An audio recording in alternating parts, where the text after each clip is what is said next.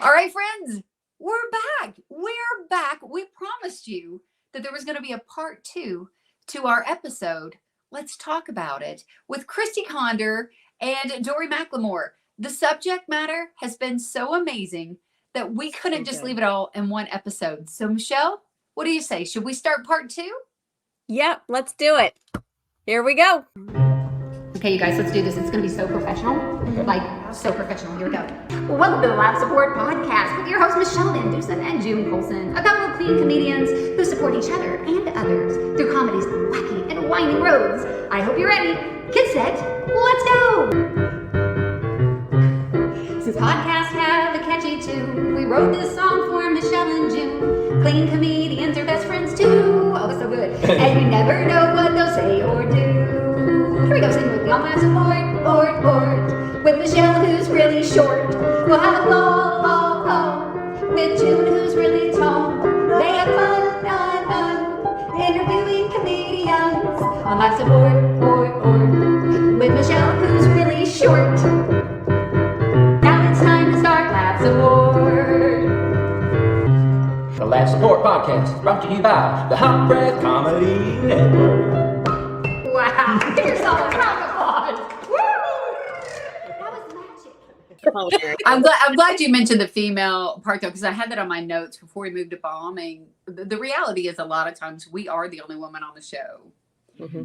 Many times in a lineup, you're going to be the only woman in the show, like it or not, unless you're doing women's events and things like that. And I think that's another mindful topic. You know, being mindful of the topics that we may potentially talk about. As we're clean comedians, we're Christian comedians. We're not necessarily going to be talking about something that would make a man uncomfortable in the green room. But the reality is just going in.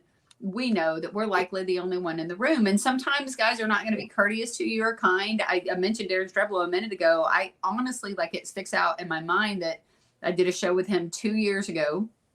And the theater had a men's green room and a women's green room. They had set it up like that.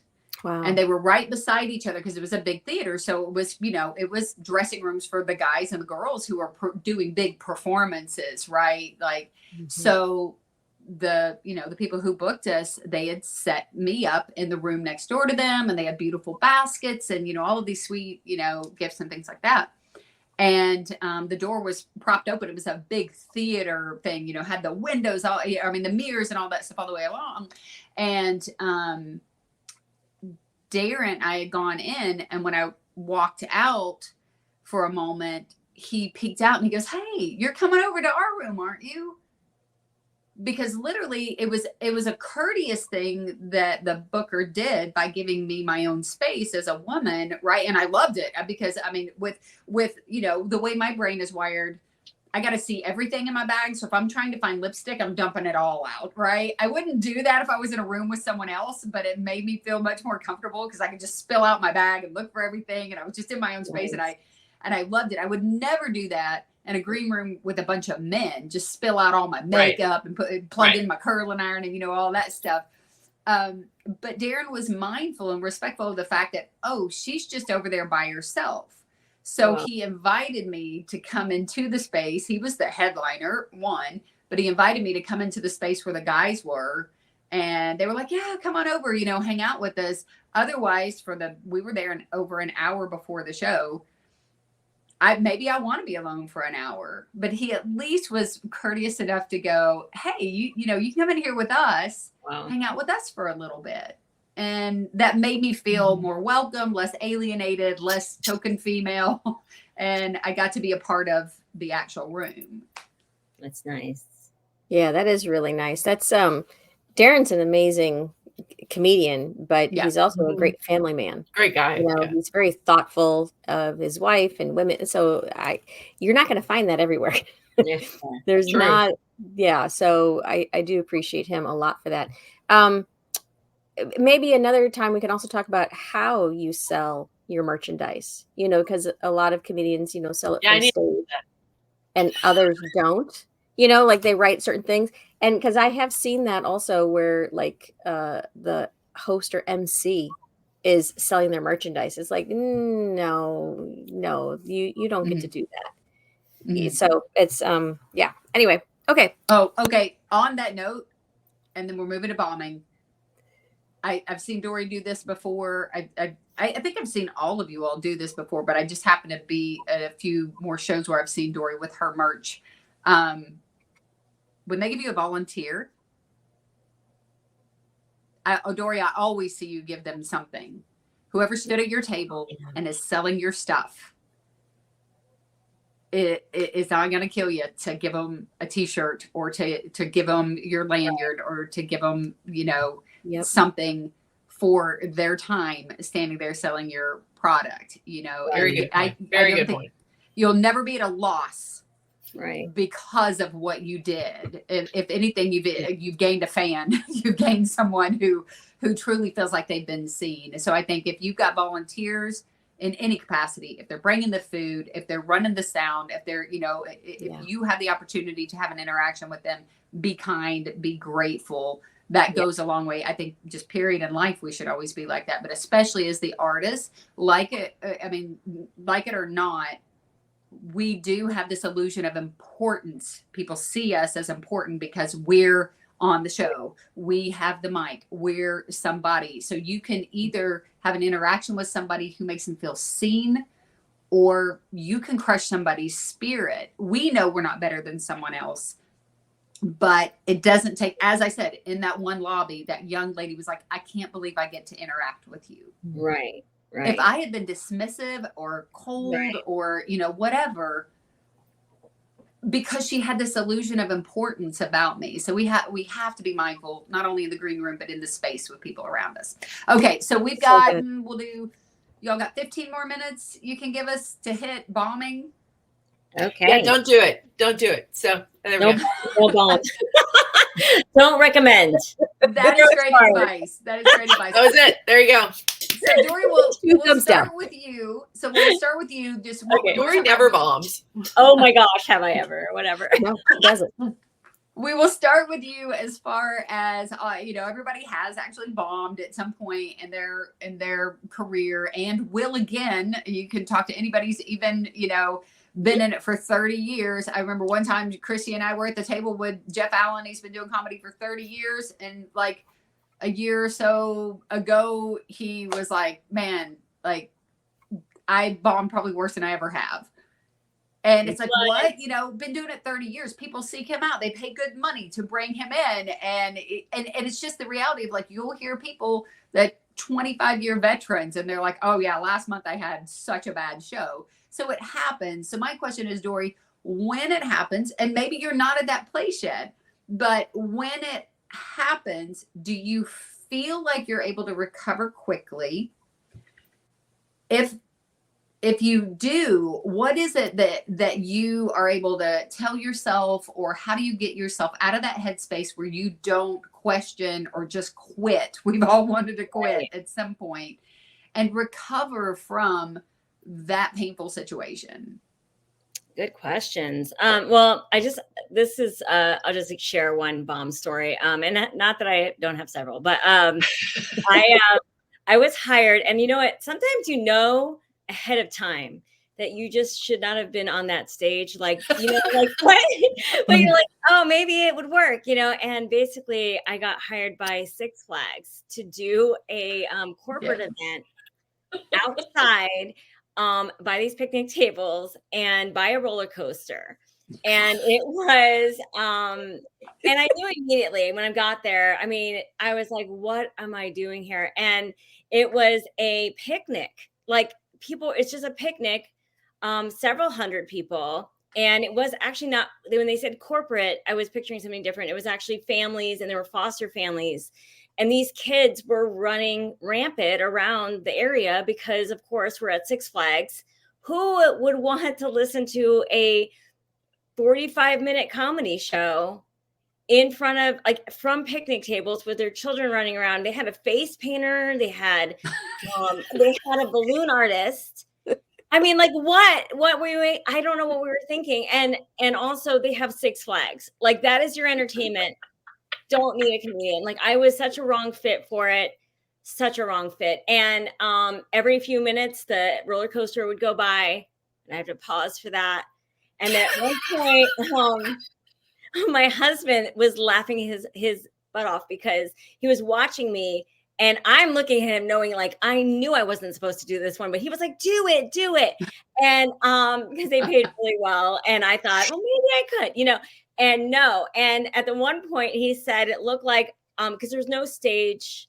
I was just standing in the middle of the picnic tables with a microphone. And at one point there was ice cream. This ice cream line started. I said, ice cream line. And I got the ice cream out, and my husband said it actually looked like you were in the ice cream line. Show. And it was so bad. I feel like I could still feel it if I, like, the heat going up to my face of, like, and the sweat, and it was hot outside. It was the elements. It was the roller coaster. It was the ice cream, the children, the balloon artist. I mean, it was just so many things. So many things were wrong about this. And it was hard to, like, even just, people were walking in front of me. It was so, I bombed so hard. Like, there was no one laughing. It was the longest 45 minutes of my life. And I finished, like, I always finish. It doesn't matter if I am bombing. I'm like, we're finishing this. We're in this together. Yeah. And I was contracted for this amount of time. I'm going to honor my contract. I'm not going to walk off this stage or the parking lot, wherever I was. And quit. So I have to do it. And maybe I try to connect with a few people that are in the front or something, but it was just that one was so bad. But I think at the end of that one, I was able to at least give some of the bombing credit to the environment and the fact that I wasn't a good fit. And I can forgive myself and move on faster from those. It's when it's like, I feel like the conditions were good. If I didn't feel like I did my best, then I get like, what in the world happened? And sometimes I get in my head about something. Maybe I wasn't, in a great mood or something like that, like beforehand, or something was going on. And it was like, lately I haven't had as many of those, thank God, because I've learned a lot over the years. But it used to be where it was like, my mood could determine all this stuff. And I was like, no, you're actually not going to let that happen again.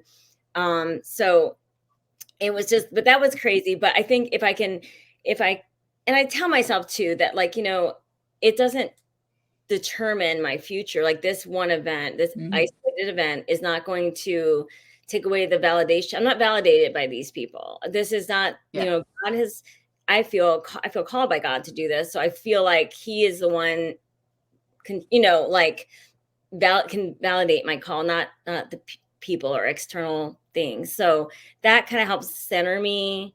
And I'll just say one more thing about a recent show. Actually, I was in the front row, and these women next to me didn't look like they were front row people. Like, they look like they should not, like, if you're at the front row of a comedy show, you should be happy looking and smiling. And they were not looking like smiley at all. And I was like, crud, why are they sitting in the front row? And so I started a conversation with them before I went on stage, and I wasn't in a green room. I just wanted to be out in the area to see what was going on. And so I was sitting in the front row with these women, and I asked them a little bit about themselves, and they said, oh, well, all three of us have recently been widowed. And I was like, wow. Like, and I said, no pressure. Actually, they said no pressure. I wouldn't have said that. They said no pressure. And I was like, lots of pressure, actually. But it reminded me of what stories people are carrying into a show. Even if you're at a comedy club, people are there. I've said this at one point before, but people can pay to go to a regular club. They don't have, they can go to a regular club anytime. People pay money because they want to laugh. To go to a comedy club, you actually have to pay to, or have a minimum of drinks and things like that to laugh. So they need it. And so it was a good reminder, and we took a picture afterwards, and it did go well, thank God. But I was like, wow, I forget what people are carrying in here. And it makes me realize that, I don't get to have a bad show just because of an attitude that I had beforehand, or like something I'm going through or something like that. So that helps me in that way. But anyway, that's helpful. Wow. Dorie, your bombing story is absolutely one of my favorite. The whole roller coaster. The first time you told us as a group that story, I literally, like, it's an example I give to other comedians and just say, like, but I also think, like, when you survive something like that, it can make you stronger. It can do one or the other. It can either make you stronger or it can break you, and you can be like, and I've had both where I've left and went, I'm invincible, it's like, no one can hurt me now. I survived this horrible situation. And there are other times, I think, when it is, like you said, it was good conditions. And I think that we can internalize things deeper when it's unmet expectations on ourselves or on a room. So when I come off the stage, it can be confusing sometimes, where it's like, this felt like my room. Yes. This felt like, I heard the laugh and, and the opener did this and it felt like, man, this is going to be a great room. And it felt like a space I should have done well. And then I didn't. Right. And so there is this, like, sense of confusion and unmet expectations. And I was trying to find the paragraph in this book. A friend of mine gave me this book, the Comedy Toolbox. And I'm not recommending people go buy it, but I just started reading it. And there was a paragraph in there that talked about just the psychology of, like, we pour ourselves into it. These are our stories. This is us, right? But, like, personally, and we give that piece to the audience. And then it's like, when they don't laugh, our joke was rejected. But it's not just our joke, it's our story. And because our story was rejected and they don't think I'm funny, then I must not be good at comedy. And if I'm not good at comedy, then I'm just not good. And we can spiral and get into that headspace. And so, Christy, I wonder, like, have you been in that spiral before? And if you did, were you able to, like, pull out of it, or how did you pull up? What do you do? I'm in that daily. I'm in the spiral.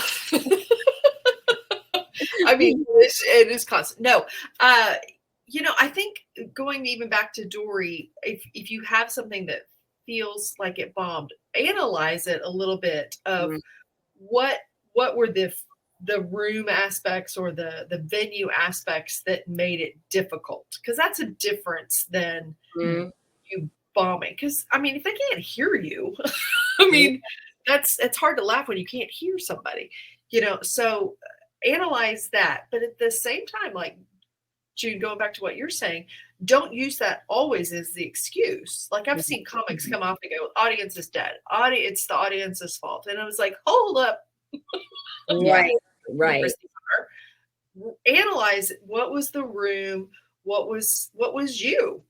You can't just always blame the audience. That's good. You've got to take responsibility for your part in that.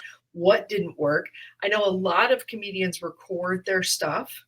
Record their every set they get, and they listen and say, what didn't work, or do I need to rework that? Analyze that a little bit, but also don't stay in that. Like, my bombing story was really interesting in that the night before I had probably one of the best nights, and it was probably one of the highest love offerings I'd ever gotten. It was a good crowd. It was a good blend of people, of comedians. It was awesome. It was like you, June, walking off going, I'm invincible. And the very next night, with one of the same comedians that had been on that show, went with him to an event, and it was awful. Like, I had the flight response. Like, I got nothing. And whereas the night before, it had killed, and then the next night it was crickets. And I literally panicked and went, okay, I'm Christy Conder, and ran off the stage. I ran off the stage. No. It was so humiliating. And I remember calling Bone Hampton and going, and just, like, almost in tears, going, it was so bad, and him laughing hysterically. Just laughing at me. And I'm like, you don't understand. This is awful. I'm quitting comedy. I'm going, I can't do this anymore. Again, this complete difference from the night before. And he goes, what happened? And it was what happened. Let's go through what happened. And I had to talk it through. And I was like, and I had to analyze going, when I didn't get the laugh here, I panicked. And okay, so I have to go back and look at it, as painful as it was to go back and look at it and go, where did I lose it? Where did I not connect? And then fast forward to another time, same club 2 nights in a row. So I had first night in the club, great set, really did well. Second night, nothing's hitting. And I remember asking Rick Roberts about it. And he goes, sometimes you have to play around with different phrases or different jokes to see what's going to connect with this different audience. And I was like, well, you have to have that many jokes when you. I was like, I'm not at Rick Roberts level where he's been been in this 25, 30 years. But I understood what he was saying. And then Bone's suggestion was to jumpstart the audience. So you have to kind of jumpstart them to get them to laugh, to go, let's connect, because we're not connecting. Now, I haven't gotten really good at that. And, in churches, I can say, well, I'll pray for you people because you ain't laughing. No, I wouldn't do that. But it's realizing, and recovery from a bomb is easier now the more you've done it. And then you go, okay, it's not going to be the end of my career. It's not going to be over. I just need to, did I prepare?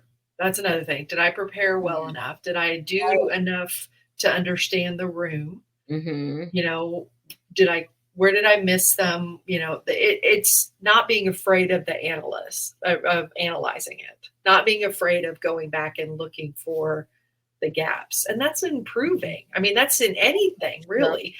Are you too afraid if you make a mistake in, well, I make mistakes all the time in cooking, or baking or whatever. That seems so cliche, but in everything that you're doing, are you looking to improve, or are you just looking to blame everybody else for what you're doing? So it's gotten better with doing it, because you're going to bomb.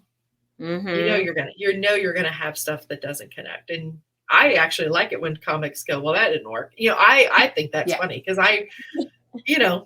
right. That gives people actually permission to laugh and go, yeah, that didn't work. Right. I don't know. That's me.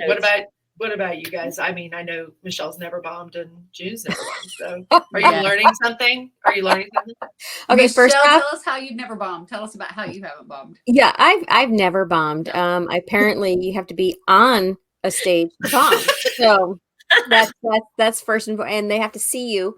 And so if I am on stage, they can't see me. So it's all good. Okay, let's see. I have to say, I really loved, Dorie, how you were saying that you weren't validated by that event, that it's not determining your future. I wish I would have heard this 20 years ago.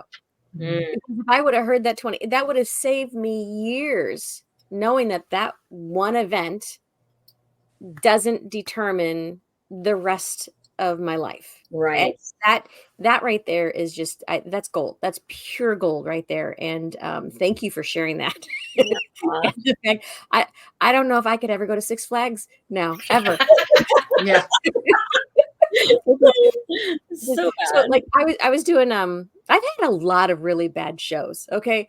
I did a show in Vegas one time, and right before, moments before I'm supposed to get up on stage, I do like I stretch, I have to stretch a little bit, and I ripped my pants. Now, oh my gosh. I don't know where the rip is. I just know that I ripped them. And because they're calling my name. And so now I have to go up 5 steps, because the stage is elevated, because all the people, they're all sitting down looking up.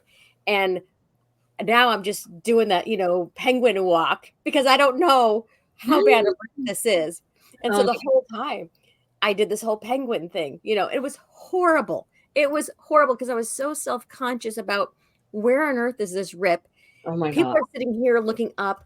Thank God I wasn't, it was just, and my mom and her friend were in the audience. Like, it was just all these things that just wasn't good. And then of course Marianne, she shouts out because she's in the audience, my mom's friend. She's like, "Keep going, you're doing fine." Like just like Oh no! No. being heckled. It was awful. Anyway, I get off stage, and then I checked to find out where this rip was. It was the tiniest little rip ever. I could have done the show, no one would have known. And I learned there, you need to address the elephant in the room. And that point, like if I would have just said, I just ripped my pants, like then it would have been fine. So like that was one. Clearly I'm not over it yet because I'm still like, so I haven't recovered from that bomb. And then it seems like, when you're talking about it's the elements, and I have had a lot of elemental shows, a lot. And that's a whole reason why I won't do outdoor events anymore. I can't. The goat incident of 2016, I'm not going back out on a semi-truck flatbed to do a comedy show ever in the field where animals just roam freely and they can just come up on stage with you. I'm not doing it. Not doing it. I'm just not doing it. I don't like when kids are running around. I can't do it. I'm sorry. I'm having flashbacks. And then like there was, I did a couple of shows at a retirement center or, like anyway, the room that I was supposed to be in, they're like, okay, it'll be just a few more minutes till, we got the room all cleaned out. I know that I'm like, oh, what are we cleaning up from? They had a funeral in there. So I'm following the funeral person. I'm like, what? And that was fun. That was fun because the too old. They were all old. Except the one was my student who was part of my comedy club. Elementary kid sitting in the back because she was visiting her grandparent that day, found out I was going to be the comedian. So they showed up. So they're sitting in the back. But anyway, so you got, they're all coming real slow with their walkers, whatever. They're all sitting there. The two ladies in the front. Mildred, when is the magician coming? I thought this was supposed to be a magic show. What's happening? As loud as they can be because they can't hear each other. They're right there. No. I don't know. I thought it said magician. Guy behind them. No, this is the comedian. Oh, when's it gonna get funny? It hurt my heart. I haven't recovered from that. I haven't recovered. It was so horrible. Plus the microphone, it was one of those podium things. Oh, and so the feedback is terrible. Feedback is terrible. So it's a big, you can't see me behind podium any day. Yeah, I was going to say, wait. and then it rattles. Yeah. And the cord was like this long. It is like, you couldn't go anywhere. It was horrible. So like that was one. Michele, you didn't bomb because you weren't really there. Right. I wasn't. It was horrible. And then, but these are all the things that get in my head. And these are the things that are determining my next show is how that last show went. It's like, this is what's been in my head. And then, oh my gosh, one time I overpromised and underdelivered. Now that I will never do that again. I will over deliver and under promise all the time. It was a Christmas show and this one was at a church. And I'm like, oh yeah, you guys are gonna have a great time, blah, blah, blah. So the lady hires me and I'm, doing my thing kind of a deal. And it's kind of, like there's some laughter, but then one phone rings, right? But it's like on silent. You could just see, something's happening. And then that whole table and the table behind all get up and leave. Like they all just get up and go. And the whole room just went from yay to whoomp. And I don't know why. Everybody in the room knew what was going on. And if I would have stopped and asked, hey, what's going on? Instead of just being in my head, like, did I offend them? Why are they leaving? Like if I start asking all these questions, start questioning, what am I doing? Why am I here? Like you just start snowballing. Yes. Come to find out that they were actually waiting for the call of when this person's parent passed away. They're all just, and it was the it was the pastor's parents, you know. So it was just like, and everybody there was staff members. They all knew, you know, for weeks they've been, oh, let's pray for so and so. Let's pray for so and so. Hey, let's go to, you know, our Christmas celebration. Then the call comes in, and I'm the one just going, it was, so it just sucked the life right out of the room. And so like that was a whole nother bombing thing. And so literally the life was Oh my God. It really did. But I'm really bad at like following up or like, hey, you want to give me a review? Like I can't do that because if I already know that didn't go well, I'm never putting that on my resume. I'm never walking through that door again, ever. Like I can't. So these are the things. So I'm really glad listening to you ladies talking about how you've recovered and then analyzing. And analyzing, was it me? Was I unprepared? Yeah. Was it the room? Where did I lose them? All these things are so important because it will save you years of hardship, heartache, the mental gymnastics, because as comedians, we're already going through, you know, well, you look at Robin Williams, you know, he dealt with a lot of depression. You know, we have all these highs, we have all these lows. We have, you know, it's the high of a good show, the low of a really bad show. And it can take your emotions all over the place.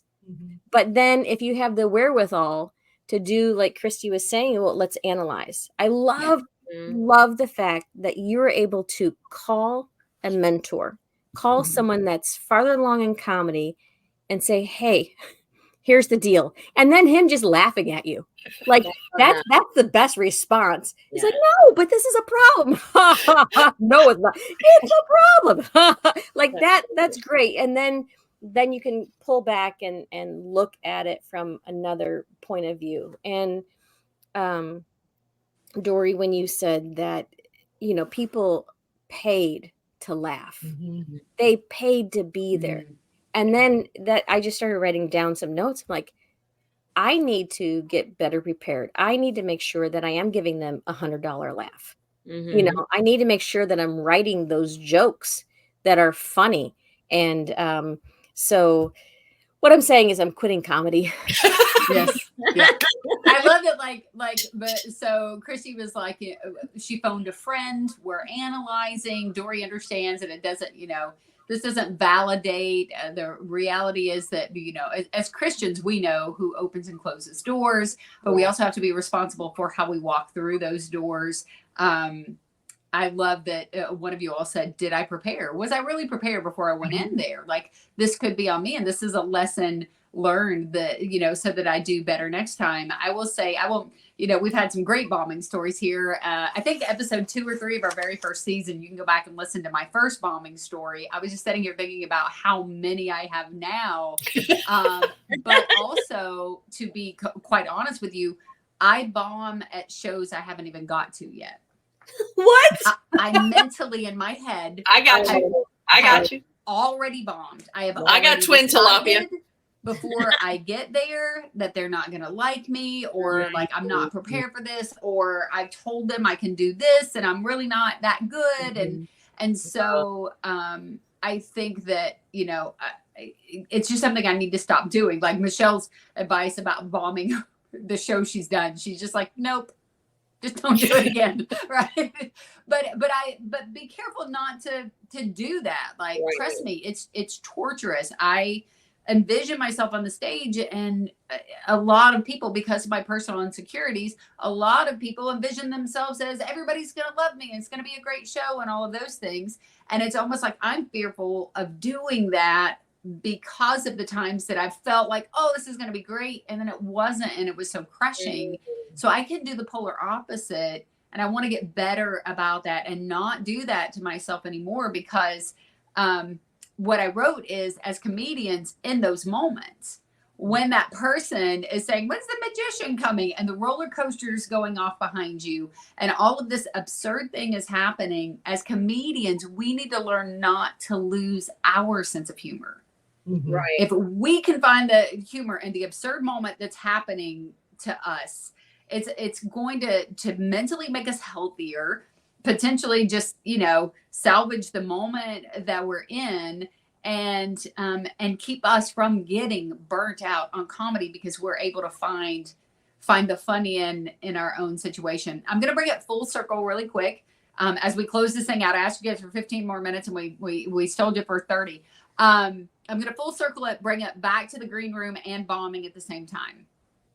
I am not good about coming off stage, and all I can think about when I come off, even if it was a good moment, and another comic who's getting ready to go on, or someone in the green room is like, great set, June. All I can think about is, I forgot my favorite punchline, or so I'm in my head about like what I missed, rather than just being like, oh, that person just said, great set.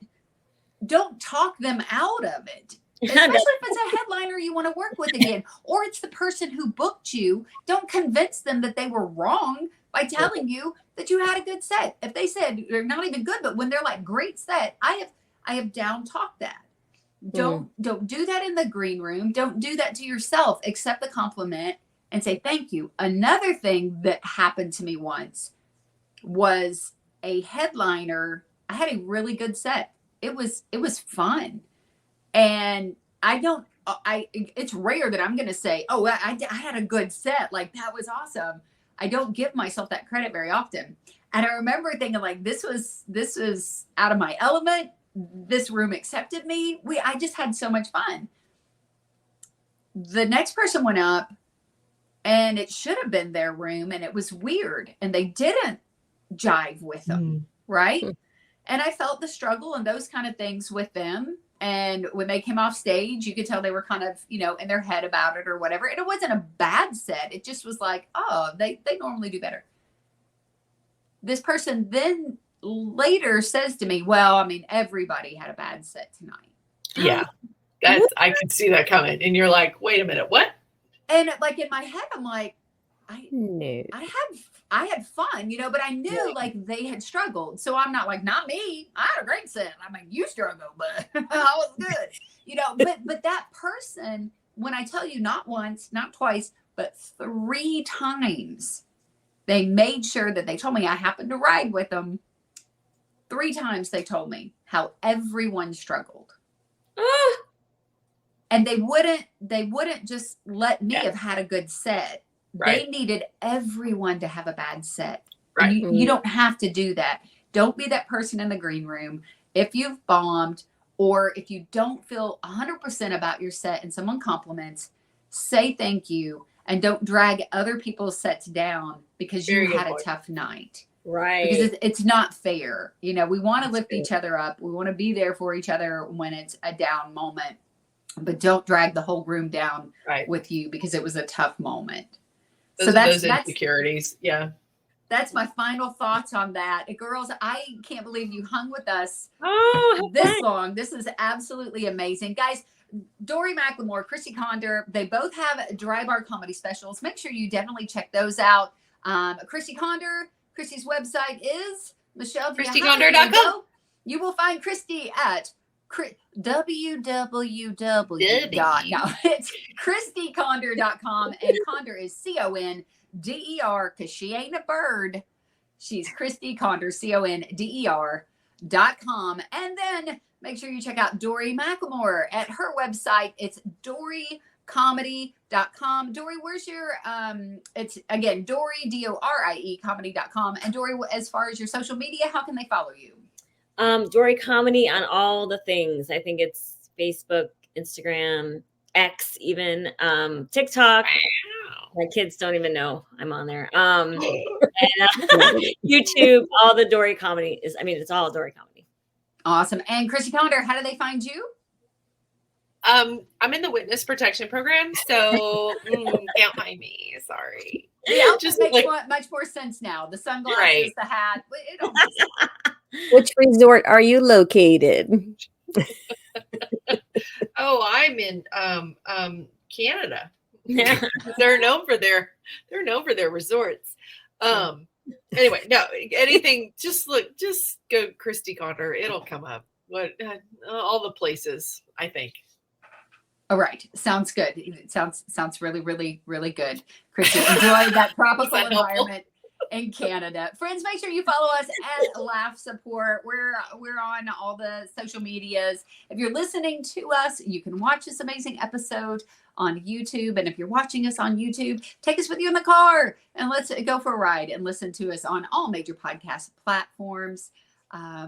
Michele, I don't think we need a tip of the day from me. We've had a lot of amazing tips today. So we're just gonna close this puppy out. As always, Jesus and June Bug loves you. And Michele, tell them goodbye. I just want to say, did you guys know, like, there's only one thing in life that you're guaranteed to get on your birthday? You know what that is? Yeah, you're guaranteed to get older. All right, you guys, thanks for listening, and we'll catch you the next time on the Laugh Support Podcast. Bye-bye.